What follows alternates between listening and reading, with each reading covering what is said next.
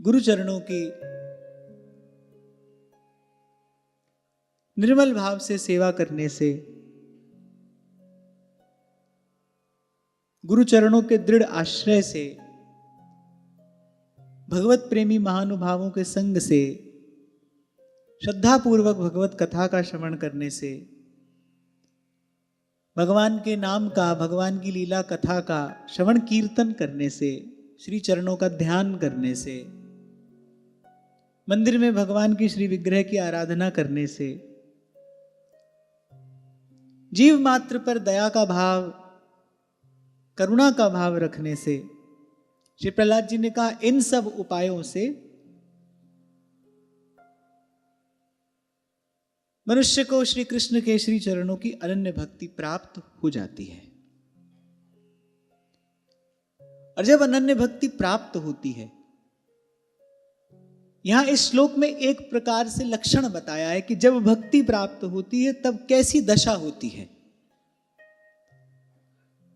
निशम्य कर्माणि गुणान तुल्यान वीर्याणि लीलातनुभिः कृतानि यदाति हर्षोत्पुलकाश्रुगद्गदम् प्रोत्कंठ उद्गायति रौति नृत्यते। फिर जब भगवान की लीला कथा का श्रवण किया जाता है, भगवान के गुणों का गान किया जाता है, प्रभु के भक्तों के अत्यंत पवित्र चरित्रों का श्रवण किया जाता है, तो अत्यंत आनंद के उद्रेक से मनुष्य का रोम रोम खिल उठता है। आंसुओं के मारे कंठ स्वर गदगद हो जाता है और वह संकोच छोड़कर विलज्ज उद्गायति नृत्यति च, संकोच छोड़कर जोर जोर से गाने लगता है, नाचने लगता है।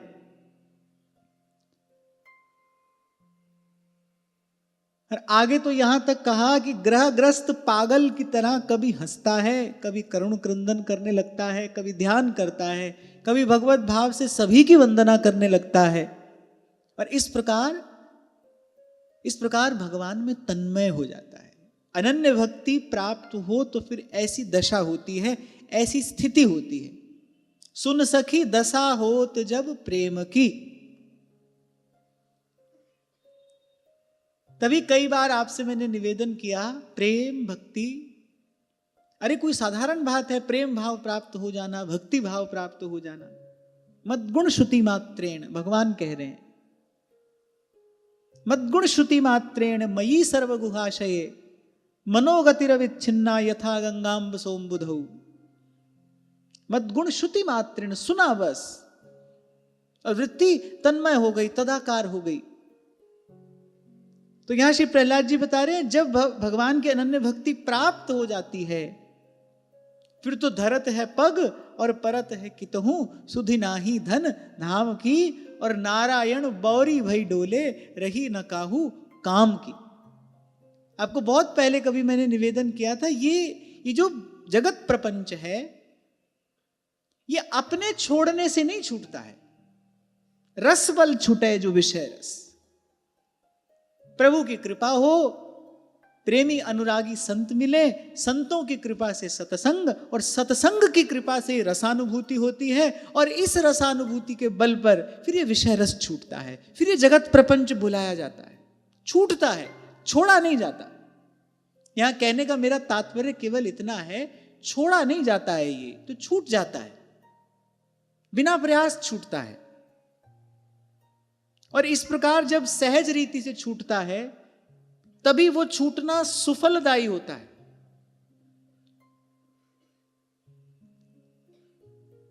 क्योंकि आप छोड़ने वाले होंगे तो फिर आप पकड़ भी लेंगे। और मैंने तो यह भी देखा है कि जब व्यक्ति छोड़ता है, जब व्यक्ति अपने प्रयास से छोड़ता है ना, तो फिर एक वस्तु छोड़ता है और दूसरी वस्तु पकड़ता है। एक घर छोड़ा, 4 संबंध छोड़े, हजारों संबंध बना लिए। एक स्थान छोड़ा ईंट पत्थर का, जाने कितने बना लिए, कितने खड़े कर लिए।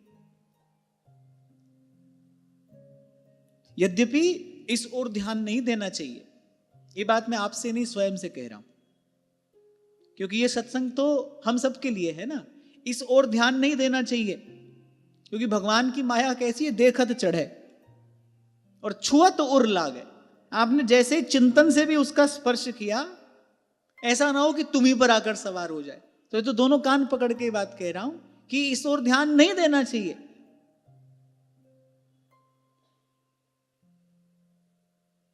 रस बल छुटे जो विषय रस, तब पावे विश्राम। और सूत्र क्या है, भगवान की कृपा से कोई प्रेमी अनुरागी संत मिले, संत मिले तो सत्संग मिले, और सत्संग मिले तो मोह का भंजन हो।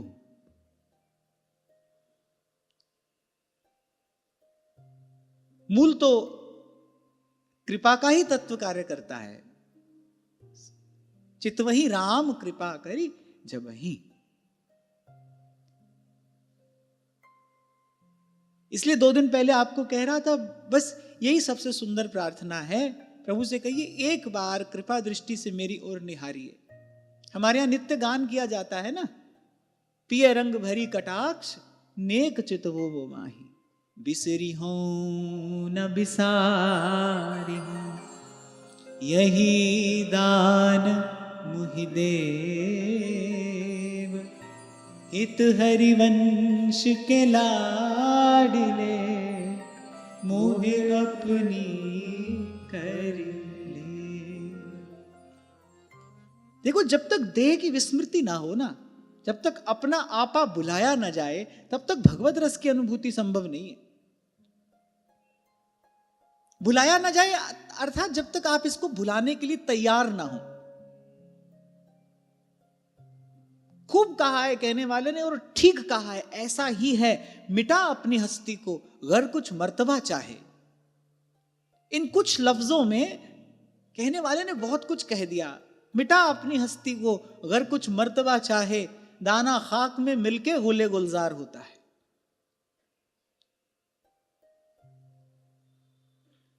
मुझे तो यहां तक लगता है कि संसार से मिलने वाली संसार जन्य प्रत्येक अनुकूलता, वो धन हो, संपत्ति हो,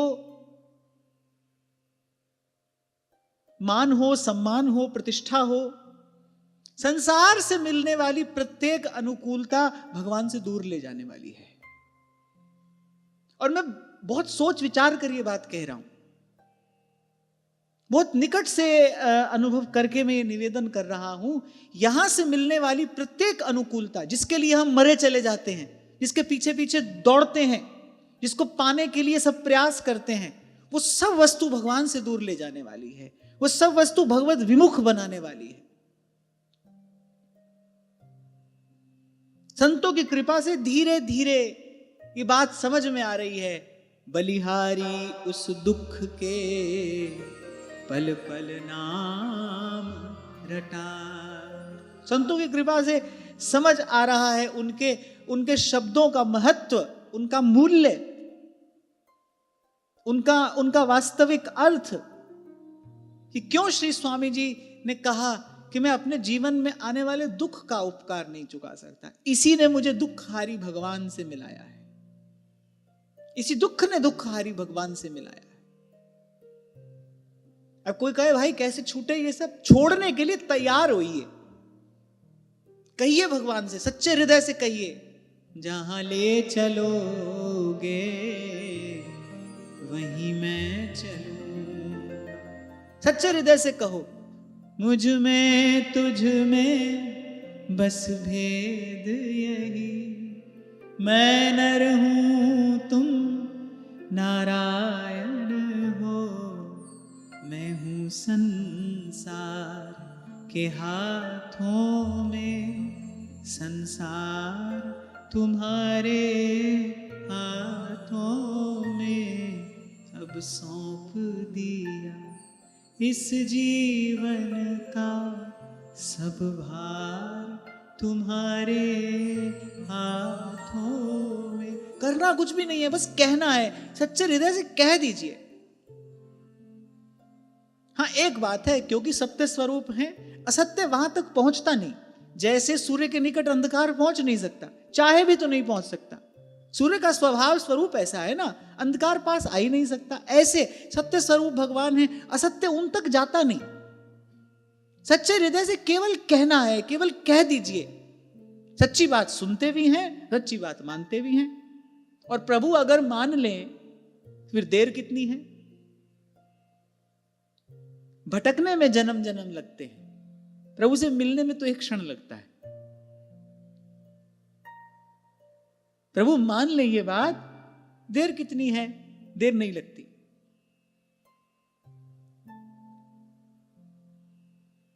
मुझे स्मरण नहीं आ रहा ये वाक्य किसने कहा।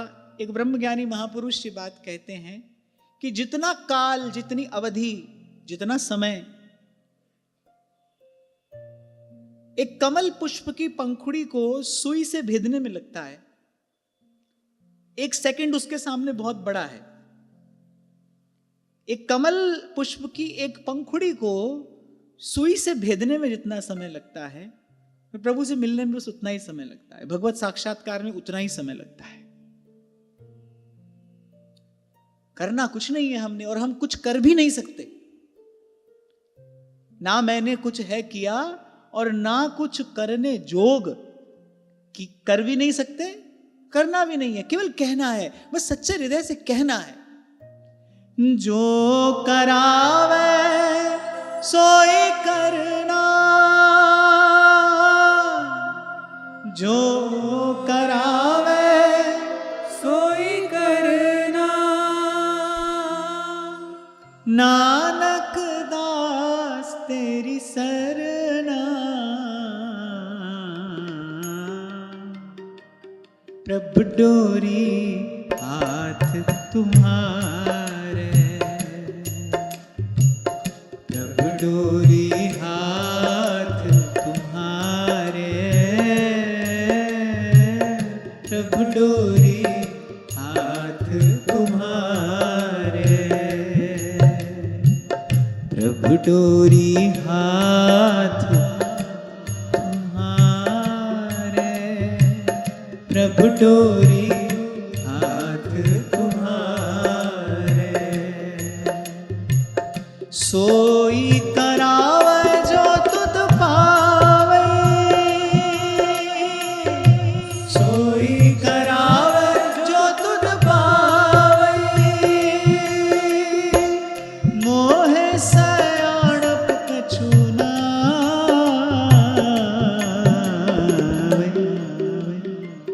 प्रभु डोरी हाथ तुम्हारे, प्रभु डोरी हाथ तुम्हारे, प्रभु डोरी हाथ तुम्हारे, प्रभु डोरी हाथ तुम्हारे, प्रभु डोरी हाथ तुम्हारे, प्रभु डोरी हाथ तुम्हारे, प्रभु डोरी हाथ तुम्हारे।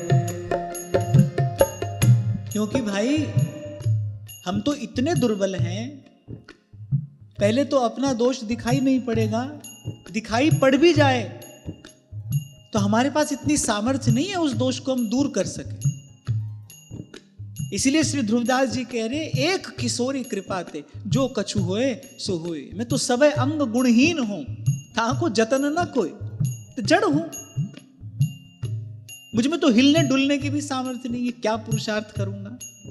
अपना दोष दिखाई पड़ रहा है, ये भी सत्संग की ही कृपा है। संत ने दर्पण दिखाया है, अपना दोष दिखाई पड़ रहा है, ये भी सत्संग की ही कृपा है। सर्वतोभावेन आपकी कृपा पर आश्रित हैं।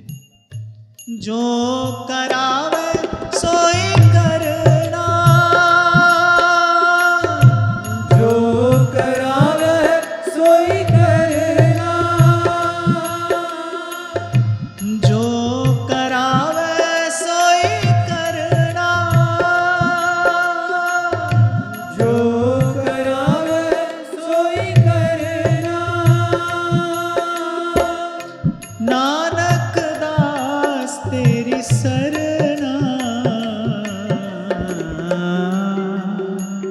प्रभु डोरी हाथ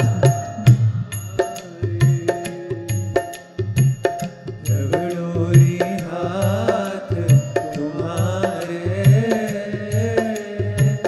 प्रभु डोरी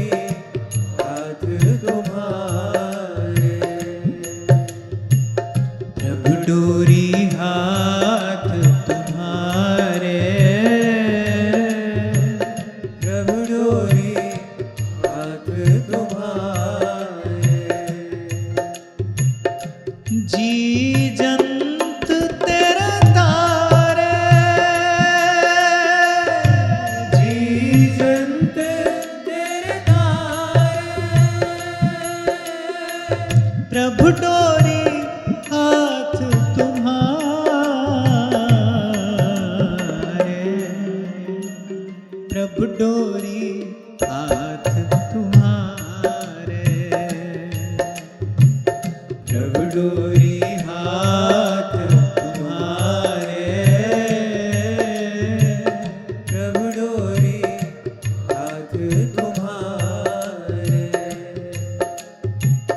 प्रभु डोरी हाथ तुम्हारे, प्रभु डोरी हाथ तुम्हारे, प्रभु डोरी हाथ तुम्हारे, प्रभु डोरी हाथ तुम्हारे।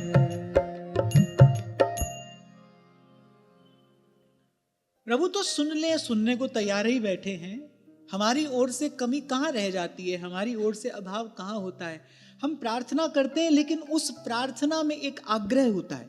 हम कहते हैं प्रभु से डोर आपके हाथ में है, लेकिन हमारी प्रार्थना में एक आग्रह होता है, एक चाह होती है। कहीं ना कहीं हम चाहते हैं कि ऐसा हो जाए। सच्ची प्रार्थना क्या है? जो आपको रुचे वो हो। मेरी कोई रुचि नहीं है, मेरी कोई इच्छा नहीं है। आपको मैंने प्रसंग सुनाया था ना, ब्रह्मर्षि स्वामी श्री सत्यानंद जी महाराज, जब उनको भगवत साक्षात्कार हुआ तो पहले आकाशवाणी हुई, किस रूप का दर्शन चाहते हो? स्वामी जी ने कितना सुंदर उत्तर दिया, सचराचर के पालन हारे, मैं क्या जानू रूप तुम्हारे। मैं नहीं जानता आपका रूप क्या है। आपको जो रुचे, आपको जो भाए, जाप ताप भगति सा पूरी, जो प्रभ के मन भाई। नाम जपत तृष्णा सब बुझी है, नानक तृप्त अघाई। आपको जो रुचे, हमारी प्रार्थना ऐसी हो, अपनी ओर से कोई आग्रह ना हो, ऐसा हो। होता है हमारे मन में जो हमारी इच्छा कामना है ना, वही आग्रह का रूप ले लेती है। प्रार्थना तो करते हैं प्रभु से, लेकिन मन में कहीं ना कहीं रहता है, भाई ऐसा हो जाए तो अच्छा है। इतना भी अगर आप सोच रहे हो ऐसा हो जाए तो अच्छा है, ये भी आग्रह ही है ना। इसी से मुक्त होना है, क्योंकि आधा अधूरा कोई काम प्रभु नहीं करते। ये बात तो बिल्कुल पक्की है। अभी 3-4 दिन पहले एक माता ने मुझसे प्रश्न किया था कि मुझे श्री जी ने प्रेरणा दी है अमुक रंग का वस्त्र पहनने की। क्या पीला रंग लिखा था। मुझे श्री जी ने प्रेरणा दी है कि अब मैं इसी रंग का वस्त्र धारण करूं, और मैंने अपने माता पिता से भी अनुमति ले ली है। अब इसको पहनने का क्या नियम है, इसके बाद क्या करना होगा, ये सब आप बताएं। भाई श्री जी ने तुमको प्रेरणा की या नहीं की ये तो मैं नहीं जानता, लेकिन मैं ये जानता हूं श्री जी प्रेरणा करती है तो आधी अधूरी नहीं करती। कोई भी काम वो आधा अधूरा नहीं करती है। अगर उन्होंने प्रेरणा दी है, अगर उनकी इच्छा से आपके हृदय में कोई भाव आया है, तो उस भाव में तो प्रकाश होगा। वो तो आगे पीछे का मार्ग प्रशस्त कर देता है। ऐसी कैसी प्रेरणा श्री जी ने की कि उसके बाद भी आपके मन में अभी प्रश्न बचा है। जहां राम तहां काम नहीं, जहां काम नहीं राम। संशय का अंधेरा कैसे रह सकता है भगवत प्रेरणा के बाद? तभी तो कहता हूं आपसे, कहने वाले कहते हैं श्री जी की ऐसी इच्छा है, श्री जी की हमको ऐसी प्रेरणा हुई, कुछ तो कहते हैं श्री जी की ऐसी आज्ञा हुई। हो सकती है, हो सकती है, लेकिन उसके बाद भी जीवन में राग द्वेष बना रहे, ये नहीं हो सकता, ये नहीं हो सकता। हम पर अभी श्री जी की ऐसी कृपा नहीं होगी, पर लेकिन संतों गुरुजनों की कृपा से यह पता है कि कृपा का स्वरूप क्या है, कृपा होती है तो क्या होता है। जैसे यहां प्रहलाद जी कह रहे हैं, जब अनन्य भक्ति हो जाती है भगवान में, क्या होता है उसके बाद। ऐसी कोई घटना हमारे जीवन में तो अभी तक तो घटी नहीं। अभी तो भाई लोक की लज्जा, ये सब विचार अभी तो रहता ही है। और जब तक शरीर, देहात्म बुद्धि जब तक है, जब तक अपने आप को हम शरीर समझते हैं, तब तक ये सब रहता ही है। अनन्य भक्ति के द्वारा ही ये बंधन कटता है।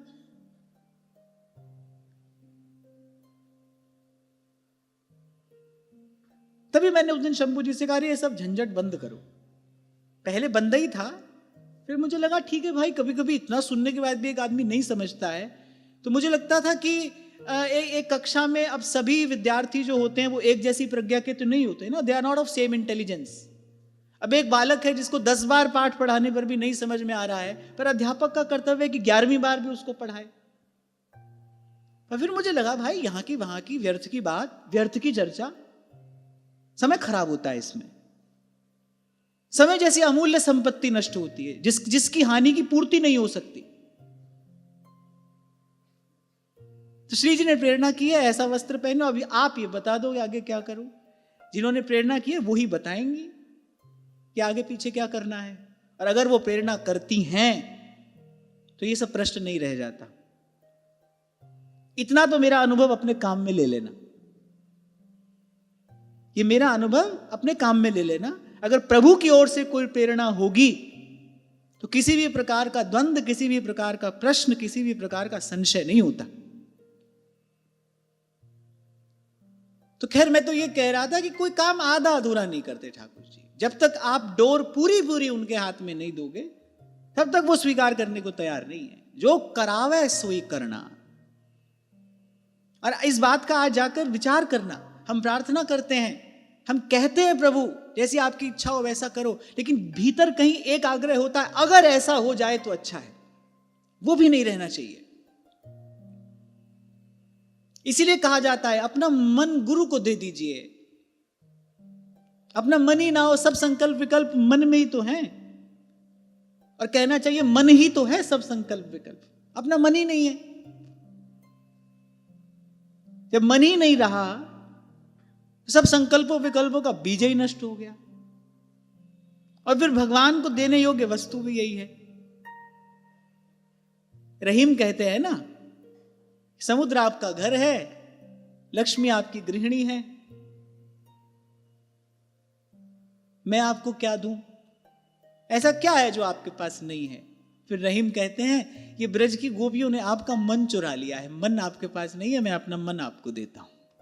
बड़ा सुंदर श्लोक है, देखो मिल जाए तो।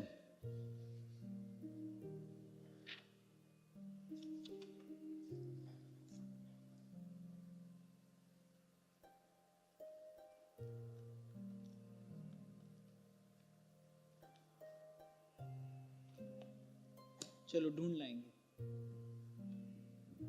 तो जो करावे सोई करना। और यही शरणागत भक्त का लक्षण है, यही शरणागति का स्वरूप है।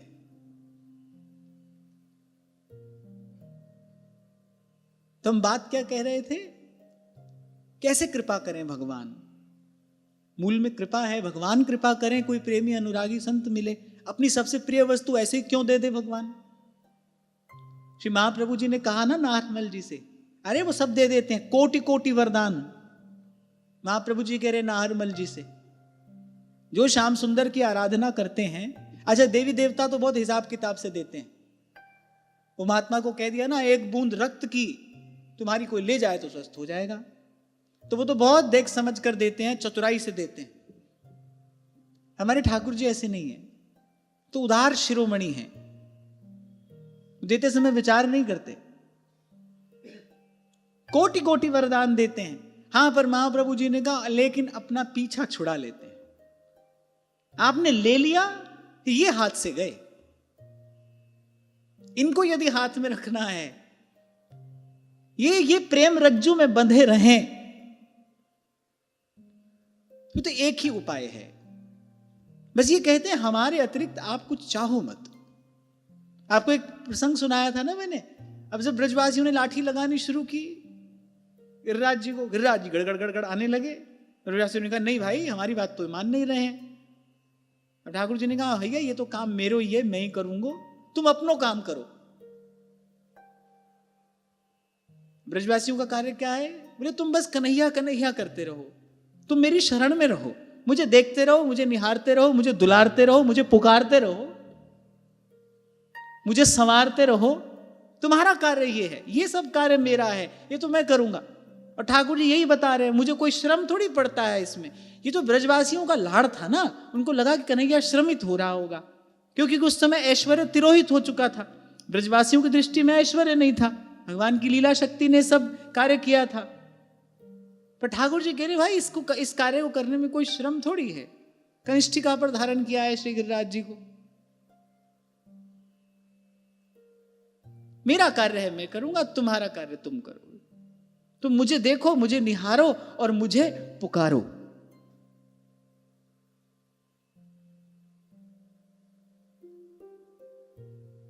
इस विधि भगवान कृपा करें, फिर संत मिले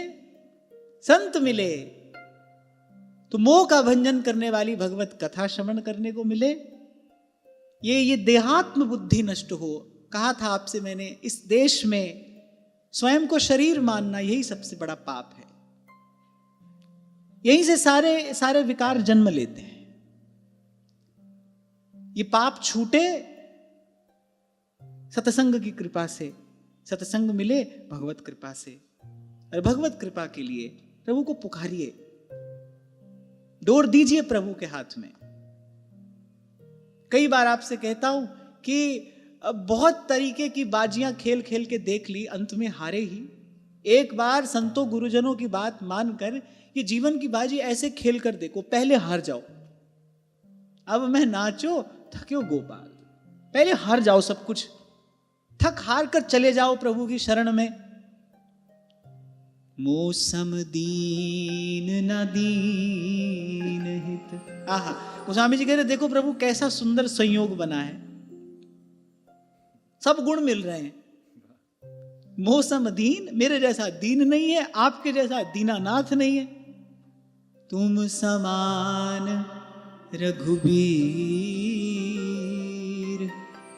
अस विचार रघुवंश मणि हरहु विषम भवभीर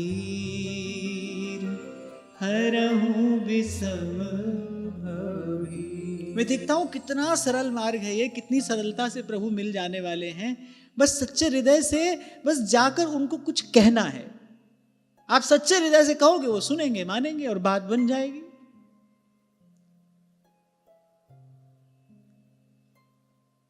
पर अब जाने ये भगवान की माया है, ये जीव की दुष्टता है, या ये क्या है, ये तो प्रभु जाने। लेकिन हम प्रभु को चाहते नहीं, प्रभु को नहीं चाहते। सहजो बाई जी कहती है, प्रभुता को हर कोई चाहे, पर प्रभु को चाहे ना कोई। पूज्य श्री पंडित जी महाराज नेत्रों में जल भरकर तो सिसकने लगते थे, रोते रोते कहते थे, बोले हमने यहाँ की कुंडली देखी है। किसकी? ठाकुर जी की। बोले हमने यहाँ की कुंडली देखी है, यहाँ की कुंडली में ग्रह ही ऐसे पड़े हैं, या बेचारे को कोई ना चाहे। जब पढ़ा तो ये बात ने हृदय का स्पर्श कर लिया। बोले या बेचारे को कोई ना चाहे। और वस्तुतः ऐसा ही तो है, कोई बिरला ही तो होता है जो केवल प्रभु को चाहता है। सब प्रभु से ही तो चाहते हैं। कोई होता है, मनुष्याणाम सहस्रेषु कश्चित् यतति सिद्धयः और यतताम अपि सिद्धानाम कश्चिन् माम वेत्ति तत्वतः। कोई होता है जो केवल प्रभु को ही चाहता है, प्रभु के अतिरिक्त और कुछ नहीं चाहता। जाहि न चाहिए कछु कबहू तुम सन सहज सनेह बसहु निरंतरता सुर सोरावर निज गे। इसलिए गोस्वामी जी कह रहे प्रभु बस वही रहना, आप वही आपके रहने योग्य स्थान है, इसको आपसे कुछ नहीं चाहिए, केवल आपको चाहता है जो। और मैं तो भाई यहां बैठा हूं, कह रहा हूं, आप यहां बैठे सुन रहे हैं, पर पुण्य किसी के पूर्ण हो जाए, पूर्ण सौभाग्य किसी का जग जाए, तभी ऐसा भाव, ऐसी दशा, ऐसी स्थिति प्राप्त होती है। इससे परे न और कोई भजन है और न और कोई सुख है। आनुकूल्येन कृष्णानुशीलनम स भक्तिरुत्तमा।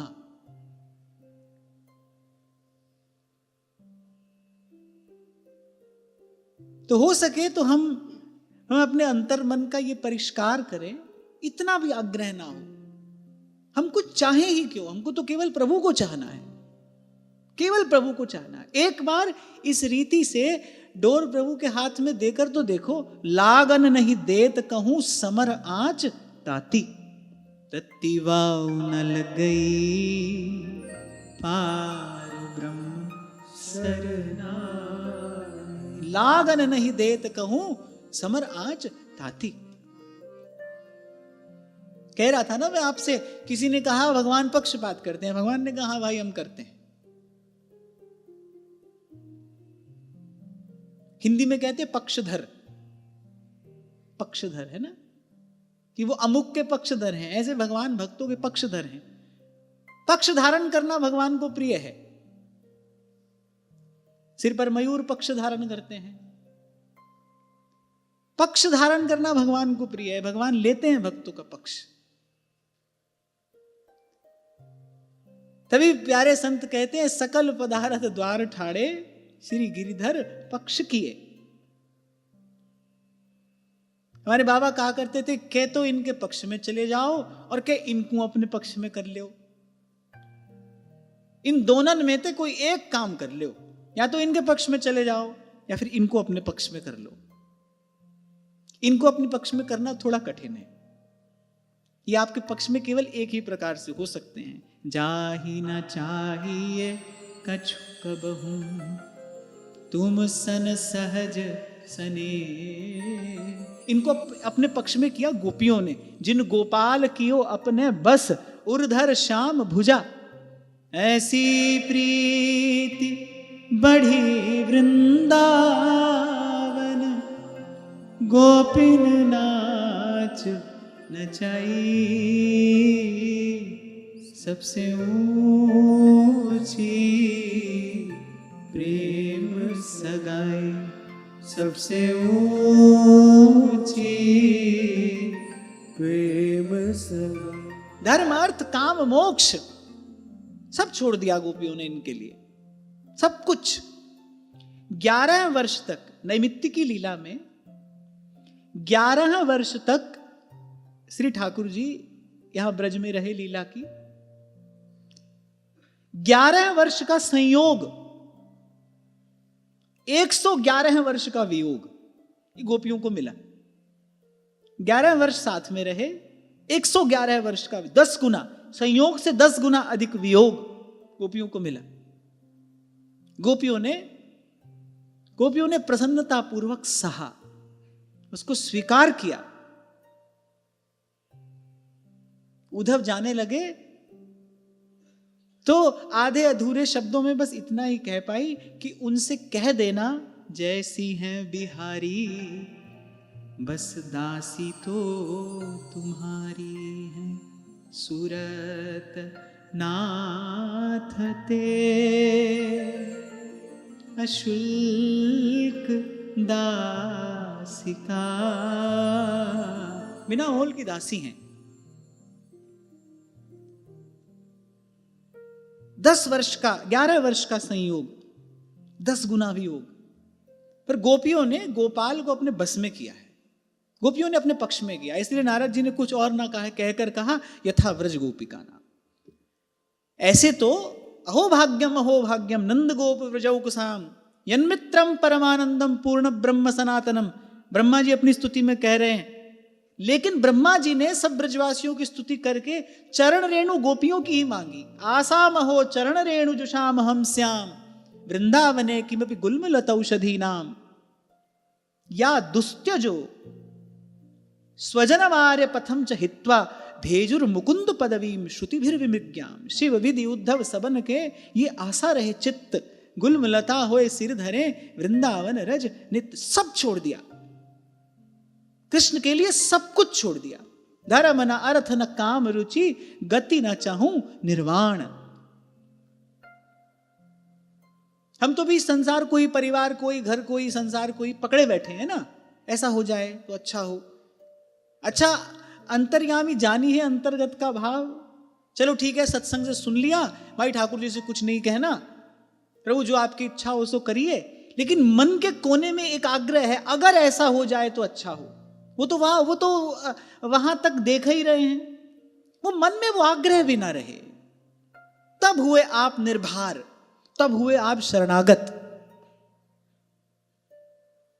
और अगर शरणागत हो गए तो फिर तो भगवान का प्रण है, राखहूं ताहि प्राण की नाम जो सभीत आवा सरनाई। सभीत जो इस संसार से भयभीत होकर आता है मेरे पास, उसको भटकने से भय लगता है। और कामना ही तो भटकाती है जीव को। कौन भटकाता है? कामना भटकाती है। जिसको इस भटकने से भय लगता है, जो भटकना नहीं चाहता। और सूरदास जी कह रहे हैं ना, सूरदास की सवय अविद्या बेगी हरो नंदलाल। अब देर मत करिए प्रभु। जो अब और भटकना नहीं चाहता, जो इस भटकने से भयभीत हो गया है, जो सभीत आवा सरनाई। आहा, राखहूं ताहि प्राण की नाई। स्वयं भगवान ने कहा, ये ज्ञानी तो मेरा समझदार पुत्र है, उसको तो वो तो आत्मनिर्भर है, उसकी मैं बहुत परवाह नहीं करता। लेकिन मेरा भक्त जो मनसा वाचा कर्मणा मुझ पर ही आश्रित है, उसकी मैं एक क्षण के लिए भी संभाल करनी छोड़ नहीं सकता। और ऐसा होता ही है। दो बालक हैं, एक बढ़िया कमाता है, माता पिता को उसकी चिंता नहीं होती। एक है जो बेचारा कुछ दीनहीन है, उसकी चिंता माता पिता को होती है। माता को तो विशेष होती है, वो यहां से वहां से छुपा कर बचा कर उसके हाथ में धरती है। बालक के प्रति ममता है। और मैं तो कई बार ये सोचता हूं, एक माता के हृदय में ऐसी ममता है, और प्रभु के हृदय में तो अनंत अनंत माताओं का वात्सल्य है। हमारे महाप्रभु जी श्री प्रिया जी के लिए कह रहे वात्सल्य सिंधु रतिसांद्र कृपैक सिंधु। अनंत अनंत माताओं का वात्सल्य है। एक माता के हृदय में वात्सल्य का बिंदु होता है, प्रभु उसी वात्सल्य के सिंधु हैं। तू प्यार का सागर है। कैसी संभाल प्रभु अपने भक्त की करते होंगे। सही तो कहा सूरदास जी ने, लागन नहीं देत कहूं समर आँच ताती। लागन नहीं देत कहूं समर आँच ताती।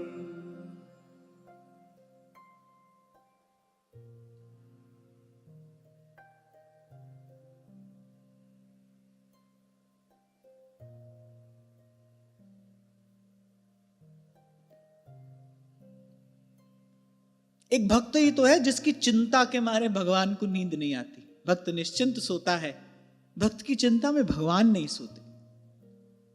कहां सोए द्वारिकाधीश।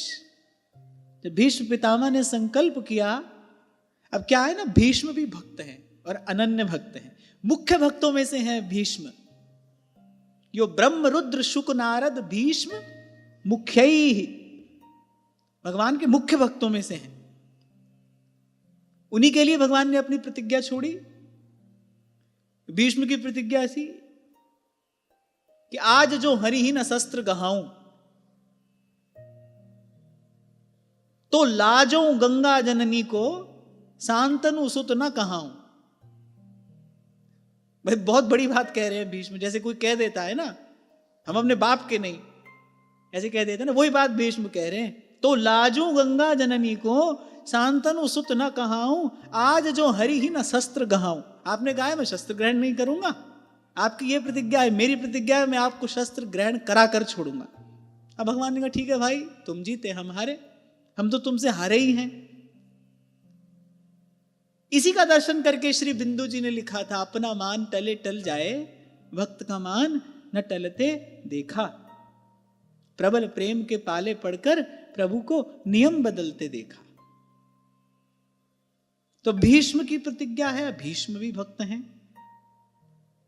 उनके पास भी भक्ति का ही बल है। भीष्म की भक्ति साधारण नहीं है।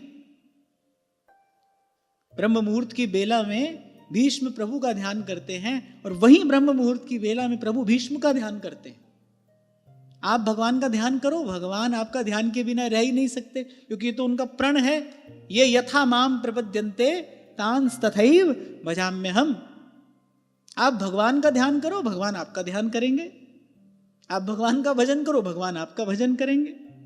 और तुम अपने बल अपनी सामर्थ्य से करोगे, वो अपनी सामर्थ्य से करेंगे। जीव तो जो काम करता है वो आधा अधूरा ही होता है, पर भगवान जो करते हैं वो परिपूर्ण है, उनके द्वारा किया प्रत्येक कार्य परिपूर्णतम होता है।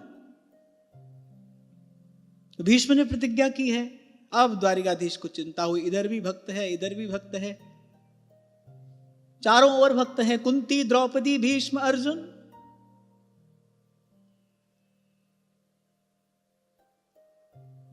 भक्त और अभक्त में से एक को चुनना तो बड़ा सरल है, भक्त को चुन लिया। उन्होंने कहा कि चलो भाई एक ही बात तो है, हम भक्त का पक्षपात करते हैं, ठीक है हमको स्वीकार है, करेंगे।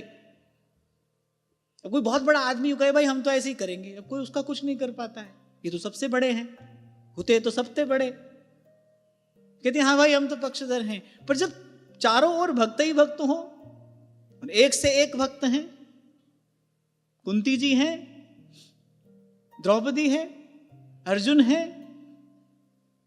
इधर भीष्म है। अब बताओ इन चारों में से भगवान ने पक्ष किसका लिया है?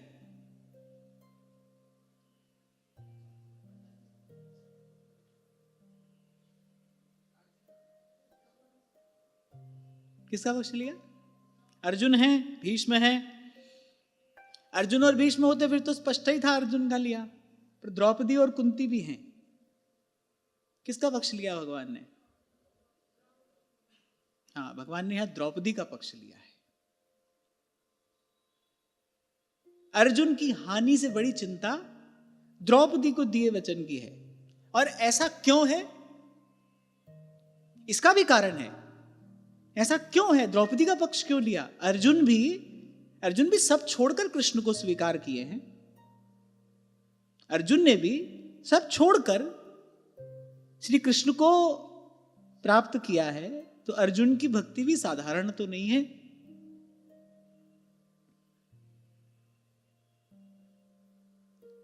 कथा का चिंतन करने से ये बात अनुभव में आती है। जब ये चीरहरण की दुर्घटना घटी, कौन कल्पना कर सकता है श्री द्रौपदी जी के हृदय की पीड़ा की? कोई नहीं कर सकता। आप विचार करिए, वो याज्ञसेनी है, यज्ञ कुंड से उनका प्राकट्य हुआ है, महान पतिव्रता, परम सती। उनकी दृष्टि पड़े तो अपवित्र वस्तु पवित्र हो जाए, ऐसा पवित्र श्री द्रौपदी जी का जीवन है, ऐसी पवित्रता है, वो मूर्तिमान पवित्रता है। उनके साथ ये दुर्घटना घटी, कितनी पीड़ा होगी हृदय में। और फिर क्षात्र तेज है। एक बार श्री द्वारिकाधीश ने कहा, द्रौपदी इन सबको क्षमा कर दो। उन्होंने तो अपने महल का द्वार बंद कर लिया था, उन्होंने पांडवों का मुख देखने को भी ना कर दी थी। जब द्वार नहीं खुल रहा था, फिर पांडवों ने पुकारा, द्वारिकाधीश आए, प्रभु ने आवाज दी, द्रौपदी ने द्वार खोला, भीतर गए, अत्यंत पीड़ा में विगलित द्रौपदी पड़ी है भूमि पर, केश बिखरे हैं, कपोलों पर अश्रुओं के चिन्ह दिखाई पड़ रहे हैं, दीन दुर्बल। द्रौपदी को देखा द्वारिकाधीश ने, कहा मेरे लिए इनको क्षमा कर दो। द्रौपदी ने किंतु परंतु नहीं किया। द्रौपदी श्राप देने में सक्षम है, समर्थ है, और यदि श्राप दे देती तो कुरुकुल का बीज नष्ट हो जाता। पर भगवान ने कहा कि क्षमा कर दो। द्रौपदी ने कुछ भी बाद में पूछा, क्षमादान दे दिया। फिर पूछा, केशव क्या ये दंड के अधिकारी नहीं है? भगवान ने कहा दंड इनको मिलेगा, दंड इनको मिलेगा, लेकिन वो दंड तुम्हारा प्रतिशोध नहीं होगा, वो दंड न्याय की प्रतिष्ठा के लिए होगा। तुम अपना मन मैला मत करो। व्यास जी इस घटना को पद में लिख कर कहते, भक्त बिन कौन सहे अपमान, भक्त के बिना ऐसा कौन कर सकता है। अपना आत्मसम्मान भी द्रौपदी श्री कृष्ण के चरणों पर न्यौछावर करती है।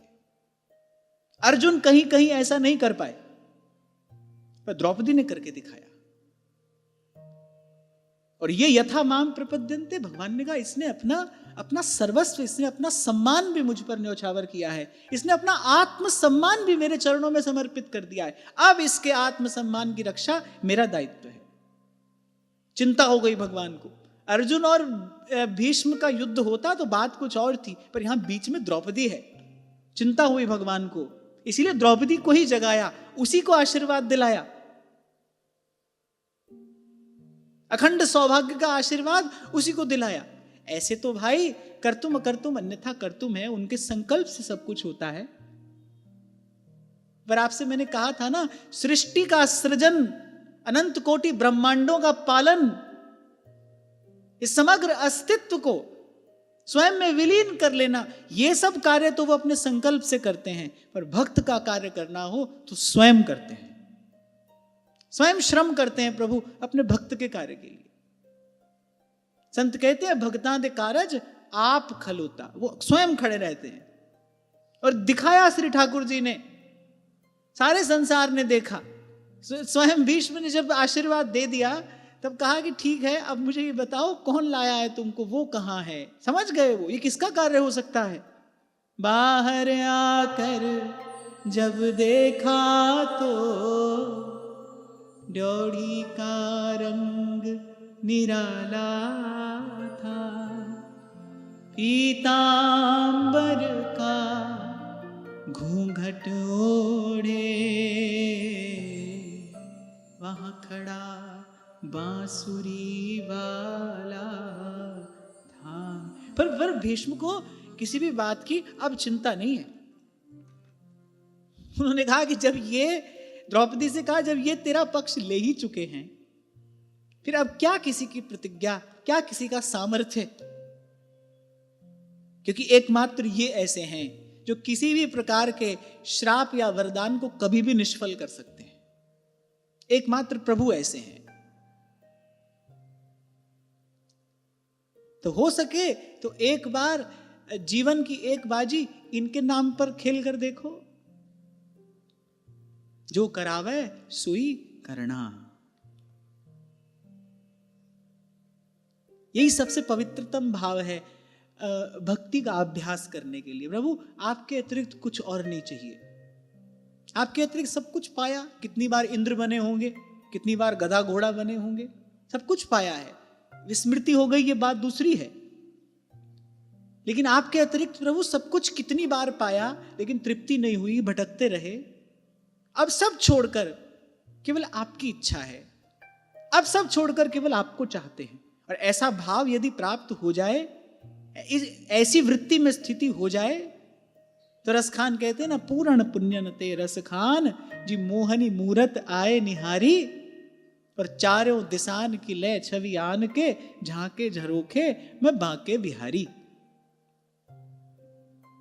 तो श्री प्रहलाद जी कह रहे हैं कि जब अनन्य भक्ति प्राप्त होती है, और फिर जब भक्त उस भक्ति पूरित हृदय से, भक्ति भावित हृदय से गान करता है भगवान की लीला कथा का, कीर्तन करता है भगवान के पवित्र नामों का, यहां कहने का तात्पर्य यह है कि उसका देहाध्यास जो है वो विगलित हो जाता है, समाप्त हो जाता है।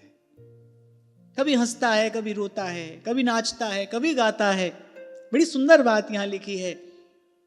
कभी ध्यान करता है और कभी सब में लाली मेरे लाल की जित देखूं तित लाल, कभी सब में अपने इष्ट आराध्य का दर्शन करता है, सभी को दंडवत प्रणाम करने लगता है। संसार कहता है पागल हो गया है, ग्रहग्रस्त है, पर जहां लागी लगन घनश्याम की, उसकी स्थिति ऐसी ही होती है, भगवान में तन्मय हो जाता है। एक बड़ी सुंदर बात यहां श्री प्रहलाद जी कह रहे हैं, मुहु श्वसनवत्ति हरे जगतपते नारायणेत्यात्ममतिर्गतत्रपः। संकोच छोड़कर उच्च स्वर से श्री कृष्ण गोविंद हरे मुरारे हे नाथ नारायण वासुदेव। यहाँ का लंबी श्वास खींचकर, ऐसे होता है ना कभी कभी हम किसी एक विशेष भाव में डूबे होते हैं, फिर एकदम से लंबी सांस खींचकर, ऐसे भगवान का भक्त भगवान में डूबा है और फिर लंबी श्वास लेकर उच्च स्वर से भगवान के इन पवित्र नामों का कीर्तन करता है, उच्चारण करता है। श्री सेवक जी महाराज भी कृपा अकृपा प्रकरण में ऐसी दशा का वर्णन करते हैं। छिन छिन हहर हसंत, छिन छिन रुदन करंत, छिन छिन गावत प्रेम भर। ऐसा हो जाए कि यह जो कृपा हरिवंश की। यहां सेवक जी महाराज का तात्पर्य विशुद्ध प्रेम तत्व से है, प्रेम तत्व की कृपा हो जाए।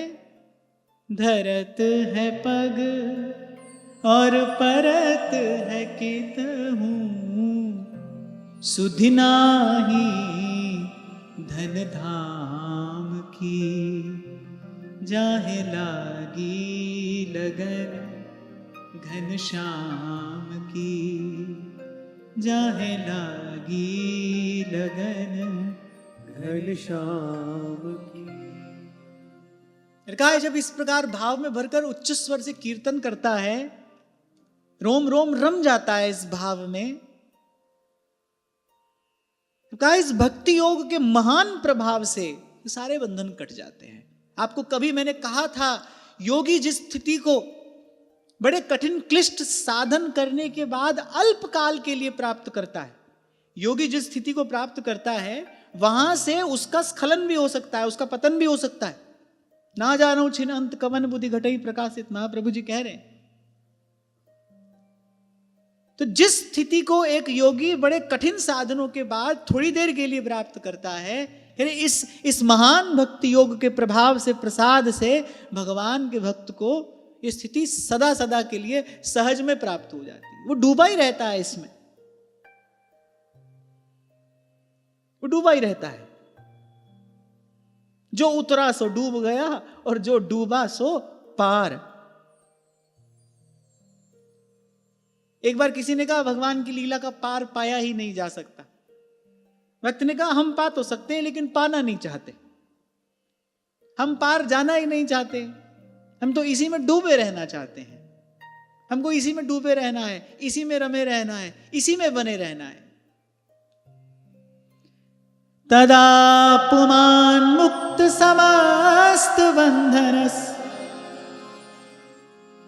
तद्भाव भावानुकृताशयाकृति, निर्दग्ध बीजानुशयो महीयसा, भक्ति प्रयोगेण समेत्यधोक्षजम्। अगर इस प्रकार इस भावना में बने रहने के कारण, इसी भाव में रमण करते रहने के कारण, इसी भाव में डूबे रहने के कारण फिर उसका जो हृदय है वो तदाकार हो जाता है, चिन्मय हो जाता है। आप देखो अनेक अनेक उदाहरण आपको हमको प्राप्त है। सबसे प्रथम उदाहरण हमारे श्री महाप्रभु जी का ही है। व्यास जी कह रही है, लीला मान सरोवर हंस, निस दिन गान रूप माधुरी को पान, और अंतर सिहान एक काम श्यामा श्याम सो। सदैव ही तो महाप्रभु जी लीला में प्रविष्ट हुए।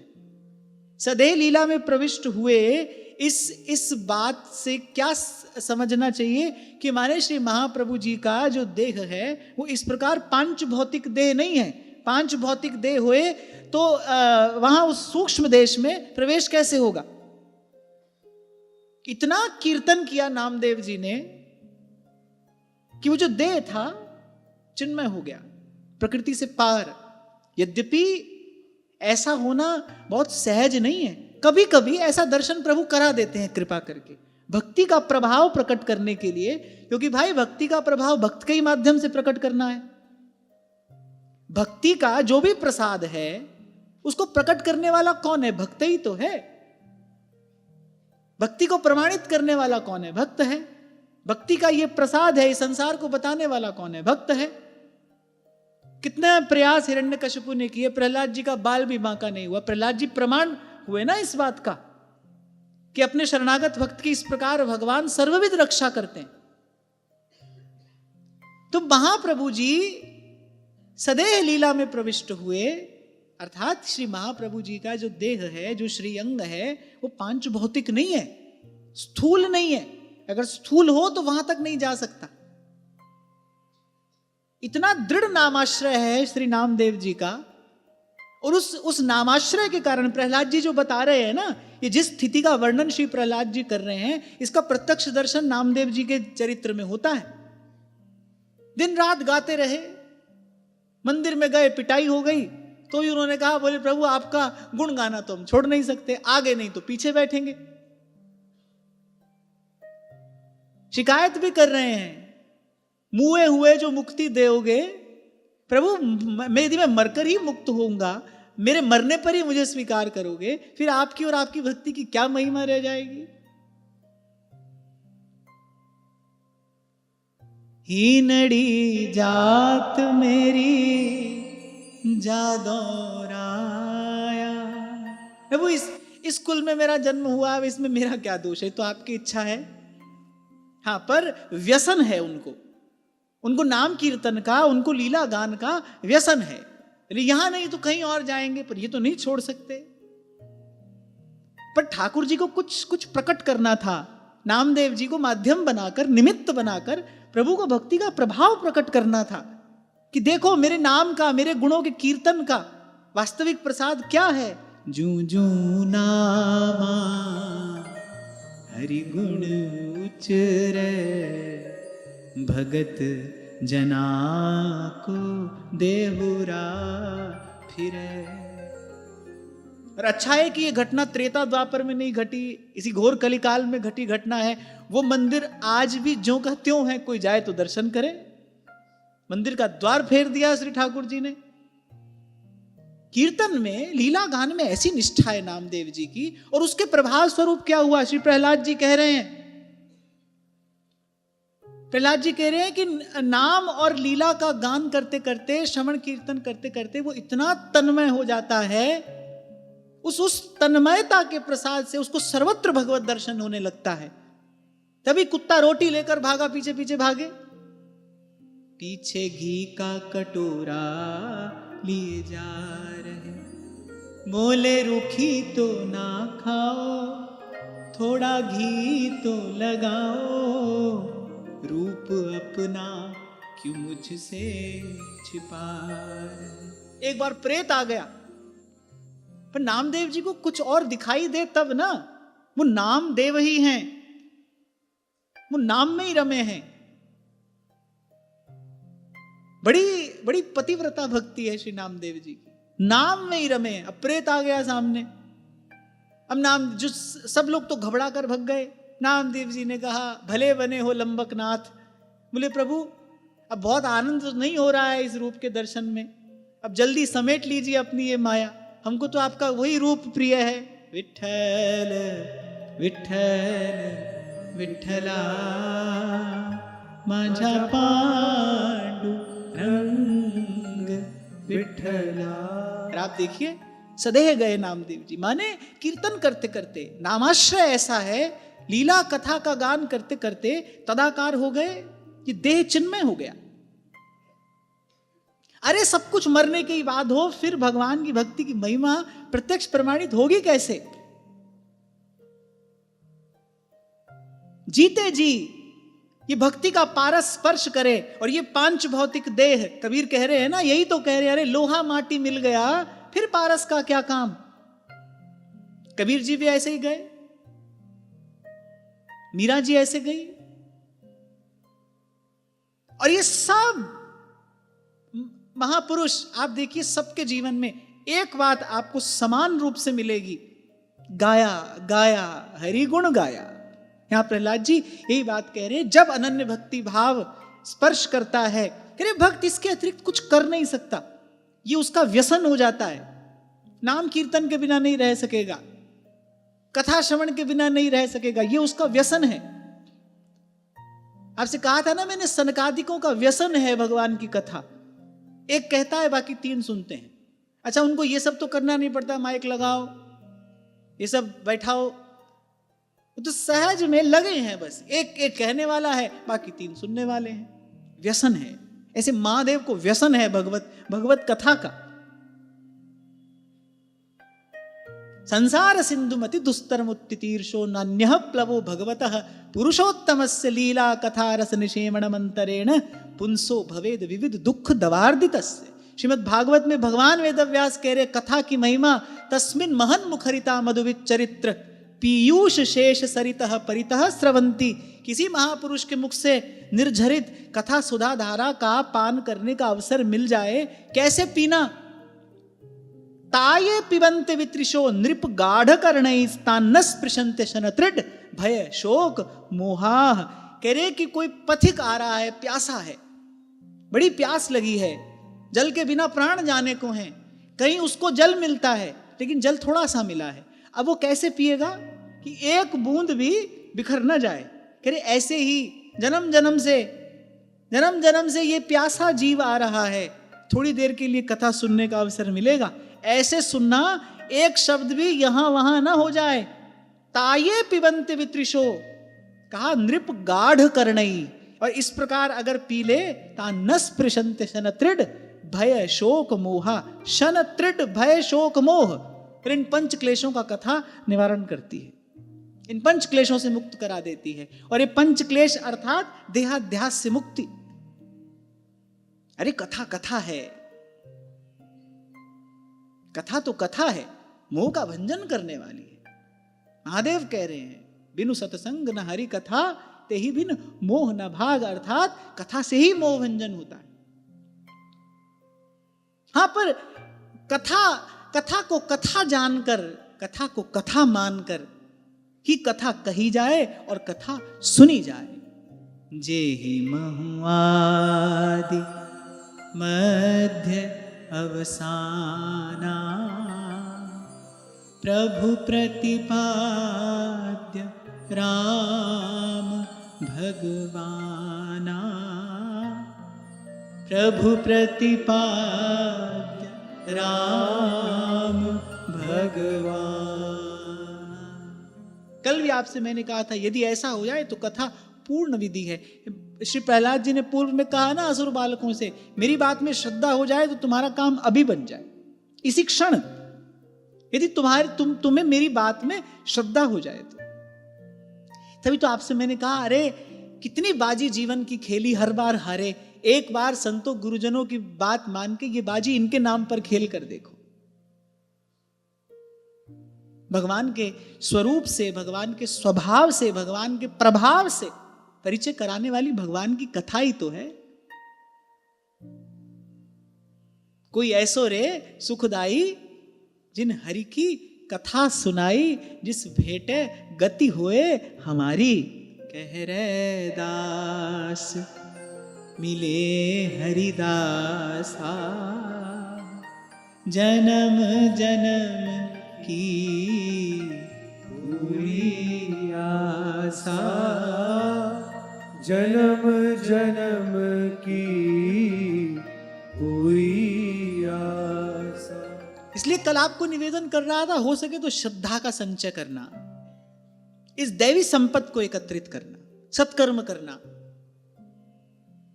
खूब करना। उज्जवल श्रद्धा आपको प्राप्त होगी। उस श्रद्धा का विनियोग फिर भगवान की कथा में करना। फिर देखो कथा क्या प्रसाद देती है।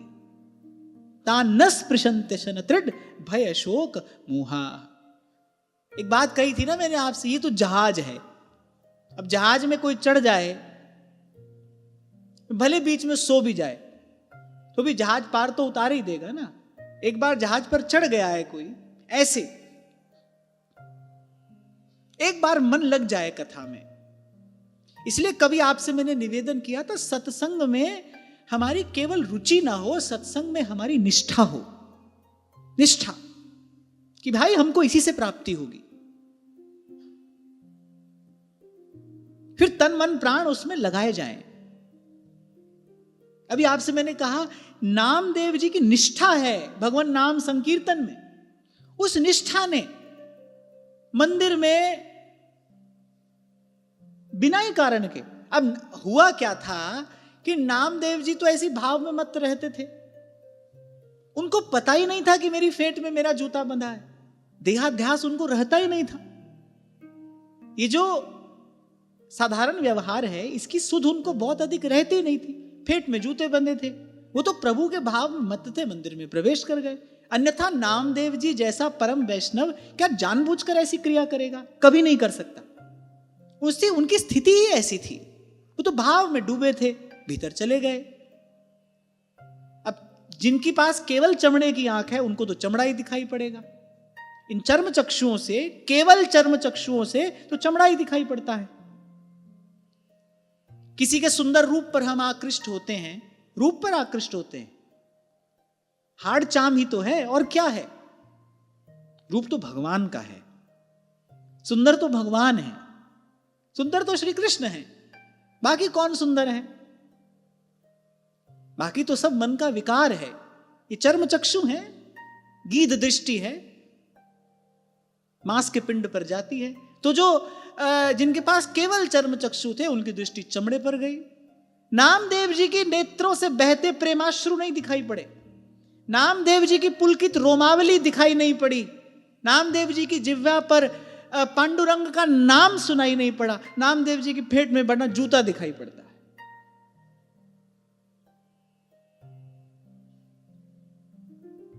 हम कल ही बात कर रहे थे, क्या भाई इस संसार में कौन सी वस्तु शुद्ध है बताओ? आपके घर में, आपके नल में जो जल आ रहा है, पता है आपको कहां से आ रहा है, कहां से होता हुआ आ रहा है?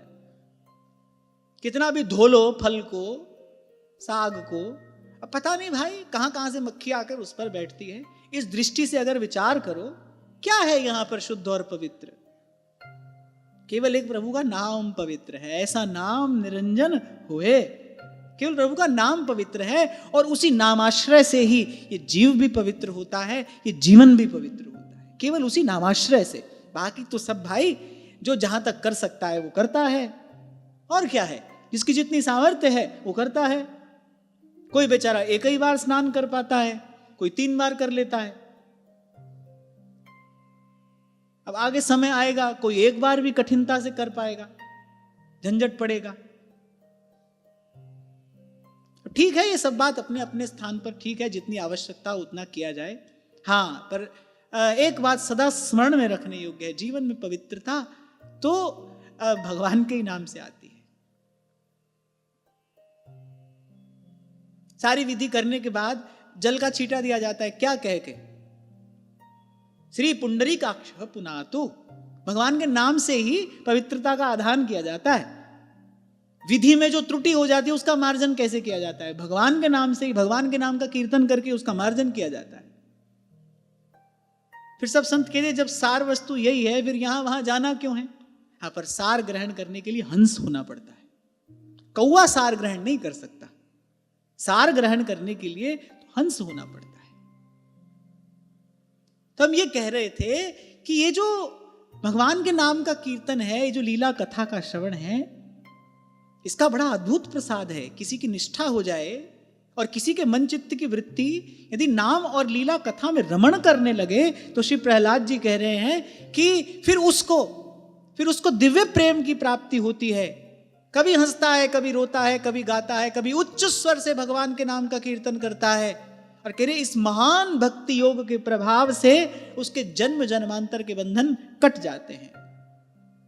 जरेत्याशु या कोशम निगीर्ण वनलो यथा, जैसे जठराग्नि जो है, जो भी पेट में जाता है भोजन, जठराग्नि सबको भस्म कर देती है, ऐसे ही भगवान की जो ये भक्ति है, कमल कर जिन अभय दीने कर्म बंधन सब कटे। और फिर आगे श्री प्रहलाद जी कह रहे हैं कि भगवत भाव की भावना करते करते उसका हृदय भी तदाकार हो जाता है। अब कोई कोई कैसे हो जाता है, तो ऐसी विचित्र घटना तो यहां संसार में भी घटती है। भृंग होता है, वो एक कीट को पकड़ लेता है, बंद कर देता है उसको। अब जो कीट होता है वो भृंग से भयभीत होता है, इतना भयभीत होता है, वो जो भय है वो ग्रस लेता है कीट को, और वो केवल भृंग का ही चिंतन करता है, और भृंग का चिंतन करते करते भृंग हो जाता है। इसको कीट भृंग न्याय कहते हैं, भृंग हो जाता है। आप देखो यहां ऐसी घटना घट रही है, एक एक भृंग के चिंतन से कीट भृंग हो गया, और भगवान के चिंतन से जीव का जीवत्व नष्ट हो जाए, रसरूप प्रभु के भजन से स्मरण से जीव रसरूप हो जाए, तो कोई आश्चर्य है? भगवान का प्रभाव तो अमोघ है, अमित है, अतुल है, अनुपम है, अवर्णनीय है, अनिर्वचनीय है। भगवान तो भगवान है।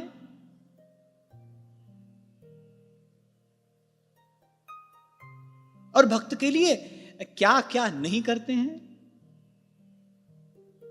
जिनके नाम से चिंता समाप्त हो जाती है, जिनके नाम से सब चिंता दूर होती है, भक्त के लिए भगवान चिंता भी करते हैं। भक्त के लिए भगवान चिंता भी करते हैं।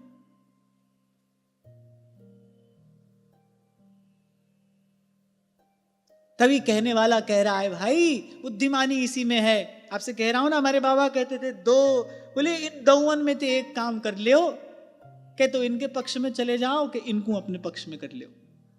सकल पदार्थ द्वार ठाड़े, श्री गिरिधर पक्ष किए, श्री गिरिधर पक्ष किए। हाँ, एक बार इनके नाम पर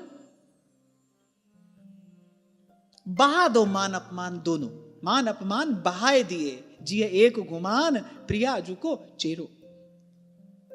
यद्यपि ये बात लिखी नहीं है कहीं, जो अभी आज मैंने आपसे निवेदन की कि भीष्म की प्रतिज्ञा है, दूसरी ओर अर्जुन है, और केवल अर्जुन नहीं है, कुंती जी भी हैं और श्री द्रौपदी जी भी हैं। पर इस कथा का अर्थ विचारे, इस लीला का चिंतन करें तो समझ में आता है एक पक्ष किसका लिया है भगवान ने, श्री द्रौपदी जी का। क्यों लिया है? क्योंकि श्री कृष्ण के लिए अपने अपने आत्म सम्मान का भी समर्पण कर दिया, उसको भी भुला दिया। क्या मेरा अपमान और क्या मेरा सम्मान, आपकी एक मुस्कान पर, आपकी प्रसन्नता पर, आपकी इच्छा पर सब कुछ न्यौछावर है। एक बार कहा भगवान ने, इनको क्षमा कर दो। क्या किसी भी प्रकार से कौरवों का अपराध क्षम्य था? ना, वो तो अक्षम्य अपराध है, और दंड भी मिला। पर भगवान ने कहा मेरे लिए तो इनको क्षमा कर दे। प्रश्न द्रौपदी जी ने बाद में पूछा कि क्या इनको दंड नहीं मिलना चाहिए? भगवान ने कहा दंड मिलना चाहिए, दंड मिलेगा, पर वो दंड तेरा प्रतिशोध नहीं होगा, वो दंड न्याय की प्रतिष्ठा के लिए होगा, तेरा प्रतिशोध नहीं होगा। यहां कहने का तात्पर्य क्या है? भगवान कह रहे मेरे भक्त को ऐसे दूषित भाव अपने हृदय में रखना शोभा नहीं देता। हृदय एक है, मैं रहूंगा या ये दूषित भाव रहेंगे? यहां कहने का तात्पर्य क्या है भगवान का? कि तुम तो मेरी हो, मेरे भक्त को ये सब हृदय में रखना शोभा नहीं देता। ये लाठी लगाने की आवश्यकता नहीं है तुमको, ये कार्य तो मैं ही कर लूंगा, और इनसे अच्छा करना किसको आता है? युधिष्ठिर बेचारे अपना राग आलापते रहे, तब इन्होंने किसी की नहीं सुनी। इन्होंने कहा भाई छल के बदले छल, बल के बदले बल, अब तो छल बल से किसी भी प्रकार से मुझे द्रौपदी को विजय दिलानी है। थोड़ा सा निकट जाकर देखो तो समझ में आएगा। ये विजय द्वारिकाधीश ने पांडवों को नहीं, द्रौपदी को प्रसाद स्वरूप दी है। केश उसके खुले थे, पांडवों ने तो द्यूत में भाग लिया था, बिना पूछे गए थे, और जब कोई इनके आश्रय के बिना कोई कार्य करता है, फिर तो ये केवल दृष्टा है, जो जस करे सो तस फल चाखा। इनसे बिना पूछे गए थे, तो पांडवों के साथ जो हुआ होता तो होता। निरपराध कौन था? आश्रित कौन था? द्रौपदी थी। उसके साथ ऐसा होता नहीं देख सकते थे। तो ये विजय तो भगवान ने उनको दिलाई। कहने का मेरा तात्पर्य केवल इतना है, क्या क्या नहीं करते प्रभु अपने भक्त के लिए। और फिर इसीलिए भक्त भी सब छोड़कर सब तज भजिए नंद कुमार। तभी बाबा फरीद कहते, सानू चन्ना तू चाहिए नहीं लोड़ कमाइयां दी। अच्छा, स्वभाव इनका बहुत चंचल है ही, और ये भक्तों से चंचलता करते हैं। अभी हम जयपुर की कथा में कह रहे थे कि ऑपोजिट्स अट्रैक्ट्स, विपरीत में आकर्षण होता है। ये अतिशय चंचल हैं। भक्त इनको बिल्कुल सीधा चाहिए। भक्त टेढ़ा नहीं होना चाहिए, भक्त बिल्कुल सीधा चाहिए। थोड़ा सा भी टेढ़ापन उसमें आने ना पाए। द्रौपदी को थोड़ा क्रोध आया, प्रतिशोध की अग्नि जल रही थी, उन्होंने ठंडा कर दिया। नहीं तुम मेरी भक्त हो, तुमको तो क्षमावान ही रहना है, तुमको सहनशील ही रहना है, तुमको उदार ही रहना है, तुमको तो ऐसा ही रहना है।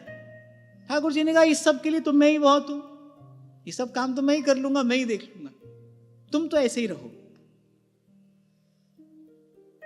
इतना बड़ा दंड कृत्या उत्पन्न कर दी। क्या एक ऋषि को ऐसा क्रोध करना शोभा देता है? महाराज, अम्बरीश का कोई अपराध नहीं था, वास्तविकता जाने बिना बस आवेश में आकर क्रोध कर दिया। ऐसा भाव मन में आ गया, दुर्भाव। पर आप देखिए आगे जब प्रसंग आएगा तो हम श्रवण करेंगे कैसी प्रतिक्रिया है महाराज अम्बरीश की। 1 वर्ष तक प्रतीक्षा करते रहे, हाथ में तुलसी दल लेकर, 1 वर्ष तक। ऐसे होते हैं भगवान के भक्त। और फिर जब भगवान के भक्त ऐसे होते हैं, फिर भगवान कैसे होते हैं? अपना मान तले टल जाए, भक्त का मान ना टलते देखा, प्रबल प्रेम के पाले पर आर्त होकर पुकारा दुर्वासा जी ने, दीन बंधो शरणागत वत्सल ब्रह्मण्य देव। भगवान ने कहा, सब बाद में, पहले हम भक्त वत्सल हैं। हमारे जितने भी गुण हैं सूची है तुम्हारे पास, तुम बड़े ज्ञानी हो, पंडित हो, पर सबसे पहला गुण क्या है? हम भक्त वत्सल हैं। भगवान का सबसे पहला गुण है भक्त वत्सलता। राखो ताई प्राण की नाई। और प्रभु के इसी स्वभाव पर तो भक्त न्यौछावर होता है। तभी तो महादेव कह रहे हैं, उमा राम स्वभाव जिन जाना, ताहि भजन तजि भाव न आना। उमा राम।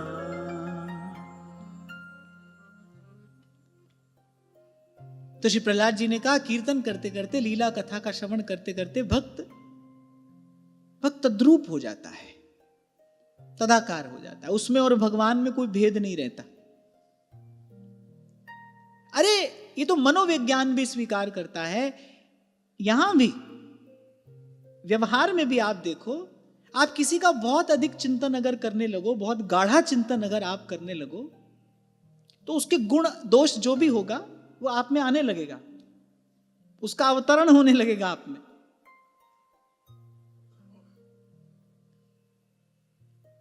आंख से तो केवल स्थूल जगत, स्थूल शरीर, स्थूल वस्तु दिखाई पड़ती है ना, लेकिन केवल स्थूल ही तो नहीं है ना, सब कुछ सूक्ष्म भी है, कारण भी है, कारक भी है, वो सब भी तो है।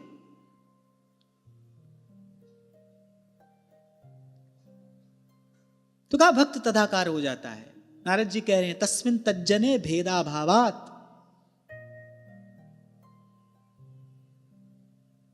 लाली देखन मैं गई, मैं भी हो गई लाल। लाली मेरे लाल की, जित देखूं तित लाल। अरे यहां भी कभी उस दिव्य प्रेम की एक बूंद किसी को पीने को मिल जाए तो वो हीर रांझा के प्रसंग में आता है ना, वो कहती है रांझण रांझण कर देनी मैं आप पे रांझा हुई, रांझण रांझण कर देनी मैं आप पे रांझा हुई। यहां भी ऐसा देखने को मिलता है। फिर ये तो भगवान है, नाम रूप दिव्य है और अमोघ और अनिर्वचनीय भगवान का प्रभाव है।